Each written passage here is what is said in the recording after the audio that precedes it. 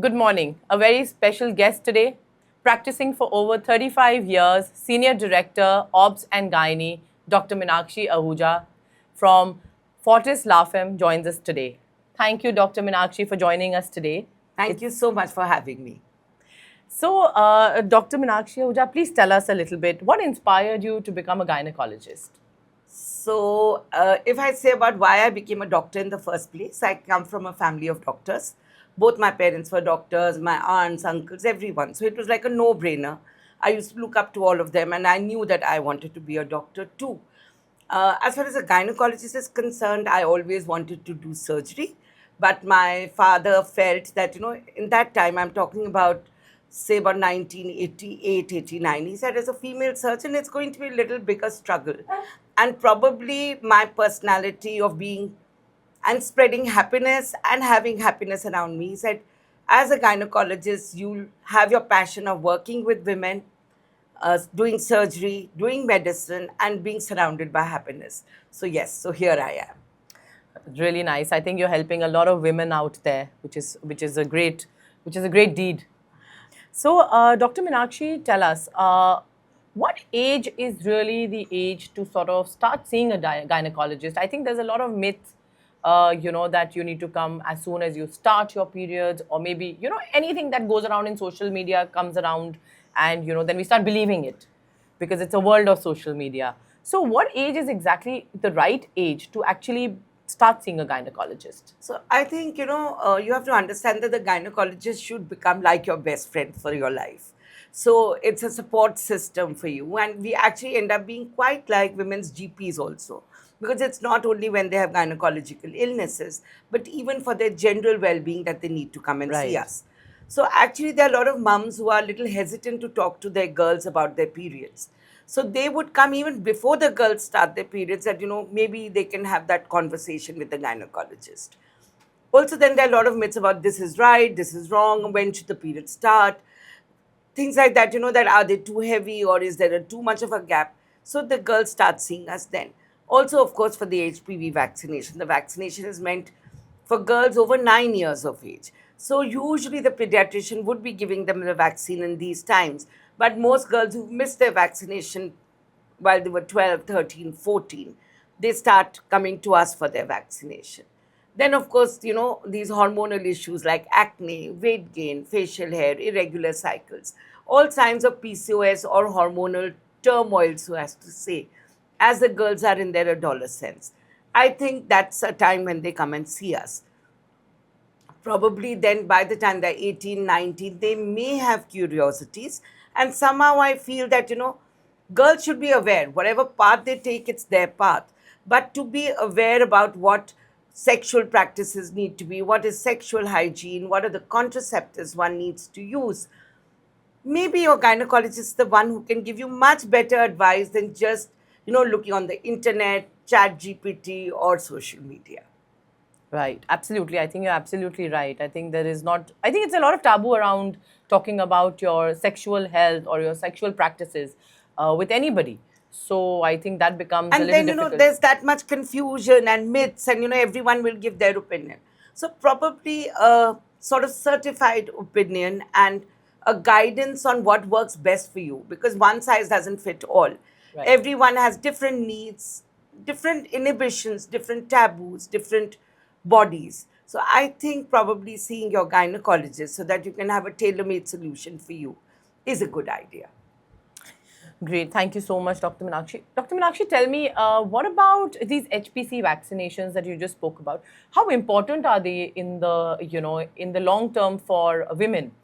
So, the HPV vaccination or the human papilloma virus vaccine not only protects against cervical cancer, it also protects against other genitourinary as well as oropharyngeal cancers. Also, I must make a point here that even the boys need to get vaccinated now because even penile cancers and oropharyngeal cancers are prevented with the vaccine. It's almost, I would say, at least a WHO recommended vaccine. It's there, it's given in over 160 countries out of whatever 200 some we have. And it's in fact part of the health policy in most countries, including, frankly, in India, because this last year our finance minister had also said that we'll start giving the vaccine to girls who are in school in class 6. Right. So it's a vaccine every girl and every woman must take. The guideline is that it can be given anytime between 9 and 45 years. And I would take this opportunity to just clarify that every woman needs the vaccine, whether you are sexually active or still not sexually active, whether you started your periods or not started your periods, whether you're 26 or over, whether you've had children or not, whether you're getting your pap smear done or not, irrespective, all these things are irrelevant. Every woman needs a vaccine, and it's one of the most robust vaccines and most protective. Right. I think a lot of information. I think thank you so much. So tell me, like, but these rural areas where, already mental health is a taboo, health, there's not so much focus on your health, or you're definitely, they're not so comfortable talking about their sexual practices. How difficult is it to explain to them that a mammography or a pap smear is an important test? And, what do you recommend? How should we spread this awareness so that they also know that this is, something that they need to get done? So, see, there is a constraint more of finances. Thankfully, there are a lot of foundations, there are a lot of NGOs, there are a lot of government hospitals where they can avail of the facility. Right. But let me tell you that the problem is that even in the urban sector, a very simple thing, have you ever got your mammogram done? No. So there. So you may have the financial capability, you may have the information, and even then, regular checkup with your gynecologist. People will not come for their pap smear, they will not come for their mammogram. I understand there's a fear somewhere that you might pick up something which is wrong. The good thing is that these are screening protocols. They will pick up something even before it occurs. Right. And so, actually, for your longevity, your health, and not only your present but even for your future, they are very, very important. And I would say that definitely you're seeing your gynecologist for your childbirth for sure. You don't have an option in the cities also, but probably or definitely once you turn 40 you must get your annual health check with your gynecologist. I think well said. I'm very scared to get my mammogram, and I do get my pap smear, but of course I'm a part of that select urban women who have not yet. Yeah. So tell me, what about these birth control pills? There is there a side effect to the to the fertility of the women where it comes to birth control pills? Because I think now the advertisements and everything that you see, they just say, "Acha, ye kha lo," and you're good to go. So, what is your what would you advise the women of today for these birth control pills that they have? So here again, two things I would like to make clear. There's something known as an emergency contraceptive pill, or the brand name I pill, which Yes. most people know. That is a different thing. And the birth control pills, which are for regular use, is a different thing. So as far as the I pill is concerned, it's called an emergency contraceptive. It's not something that you should take every time you have sex, or you have every month, or thrice a month, or even once a year, like that. It's an emergency. I expect that one gets into an emergency once or twice in your life. Correct. Also remember that it's not fail proof. That's number one. And it has a lot of tendency to bungle up your cycle for the next 2-3 months, and may even cause continuation of pregnancies, or at worst ectopic pregnancies, which are tubal pregnancies, Right. which are actually life threatening. As far as the other birth control pills, the standard birth control, regular 21 or 24 or 28-day cycles are concerned, those pills are extremely safe. They don't have side effects. There's a risk that there's blood clotting or something, that is also less in Asians. And girls are using it even for PCOS at a young age. They can be taken for years. All over the world, birth control pills are prescribed to girls for years together. So definitely, rather than getting repeated abortions done, or landing up in problems because of irregular cycles and otherwise, the birth control pill is extremely safe, extremely effective, and probably a great contraception. One point I would like to make here is that the birth control pills don't prevent STIs. Okay. So if you're not in a single partner relationship or a committed relationship, you're both not mutually exclusive to each other, then definitely please use other barrier contraception like male or female condoms. But the pill is extremely effectively safe to prevent an unwanted pregnancy. Great. Also, one more thing. Let's touch this topic for PCOS. So we live in a world of social media. What we see is what we believe. Now we also believe that if somebody has thyroid, somebody's got PCOS, and it's not easy to conceive. And of course, everybody believes it because it's been a part. Like we've been hearing it on social media now for the last couple of years, and then everybody says, what, it gets difficult.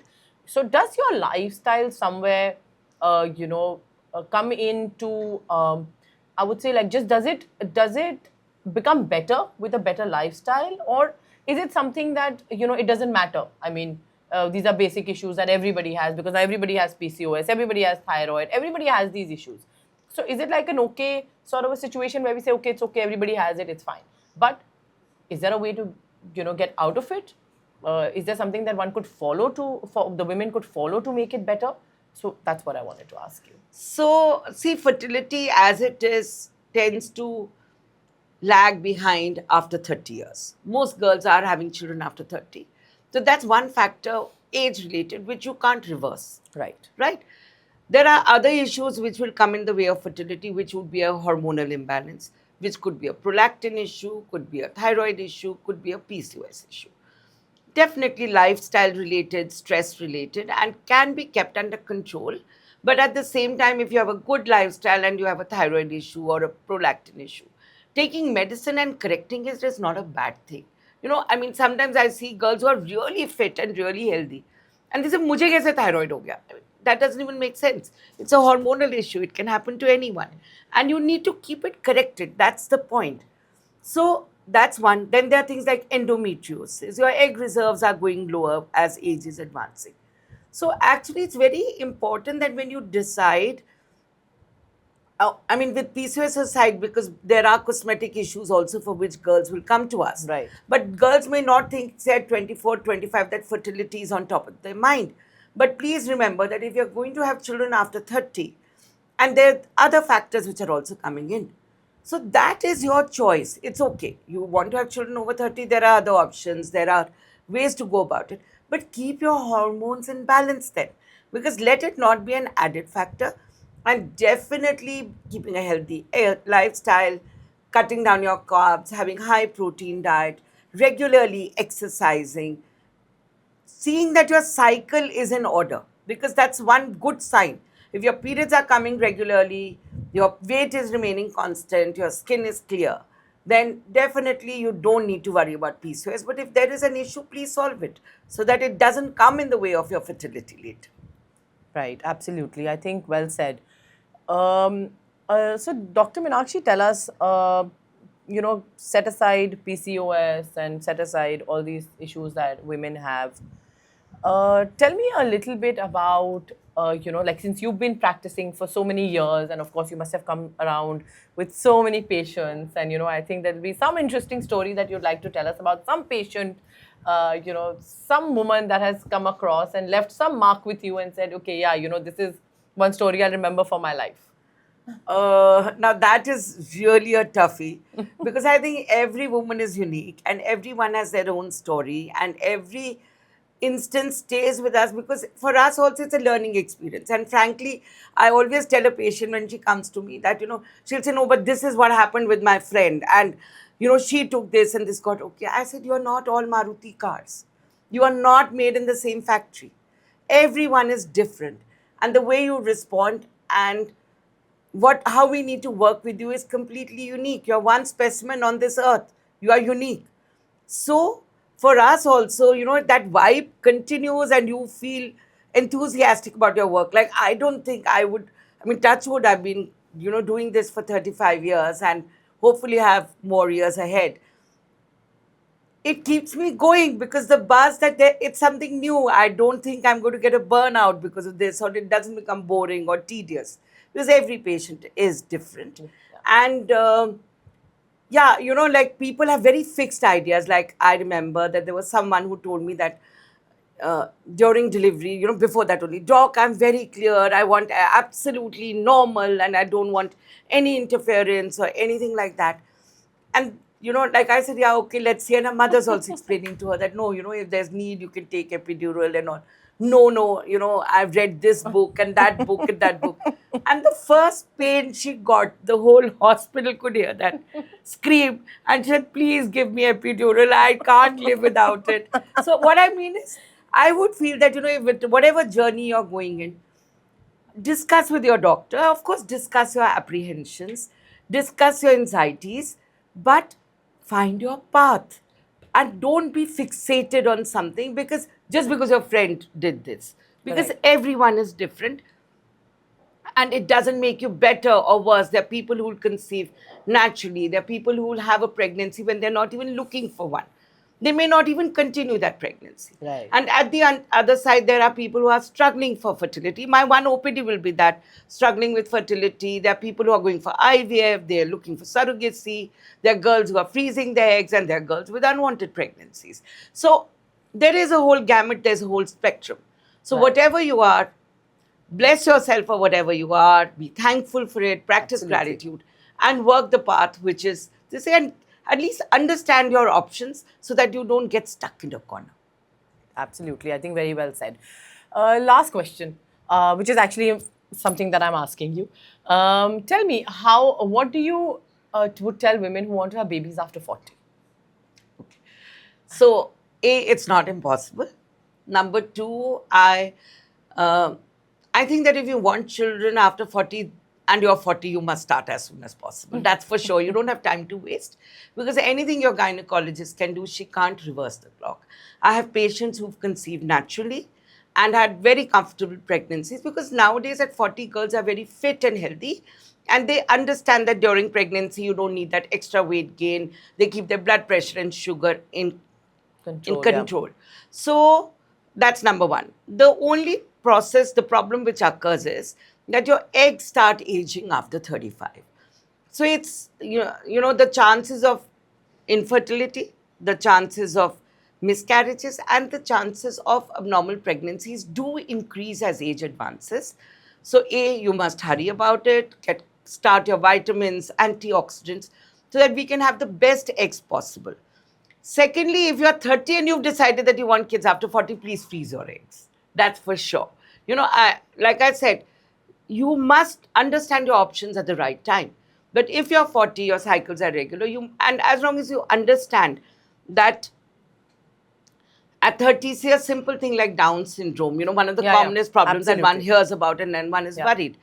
The chance of Down syndrome at 30 are about 1 in 500. By 35, they become 1 in 250. So they sort of double. By 40, they're 1 in 50. So it becomes 5 times. And by the time you're 42, it's 1 in 20. So it's an exponential rise. But when you go understanding that it's 1 in 20, that means 19 out of 20 or 95%, it won't happen. Absolutely. So, it's a more comforting thing that it's possible that we have a healthy baby also. Yes. So, if you're willing to take that risk, that, if I have a miscarriage, then I look for other options. But I understand that if the pregnancy is not healthy, it will not continue.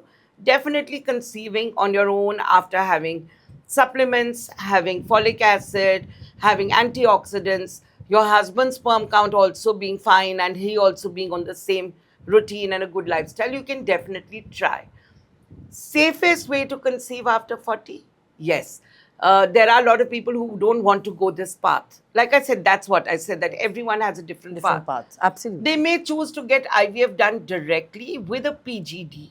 A PGD is pre-implantation genetic diagnosis. So they'll pick up the best eggs, they'll pick up the best sperms, they'll pick up the best embryos and test them prior to putting it in your uterus, that at least the chromosomes are fine. And then you continue with that pregnancy. And honestly speaking, IVF today, the facilities which are available, the comfort which is there, it's definitely a viable option. So as long as you just make up your mind and start working towards it, Then nothing is impossible. yes, absolutely. Great. I think a great conversation with Dr. Meenakshi Ahuja. A lot of questions that I've tried to answer, but there'll be a lot of questions that you may still have and you're still looking for answers. You can visit her. She sits at Fortis La Femme, and I'm sure Dr. Meenakshi will be very happy. Thank you so much, Dr. Meenakshi, for Thank you, and joining I'm us sure today. we can and have a session again also. If there are a lot of absolutely, yeah, questions. we will do a part 2 as well. We will come back soon. Thank you so much. Thank you so Thank you, much for Dr. having Meenakshi. me.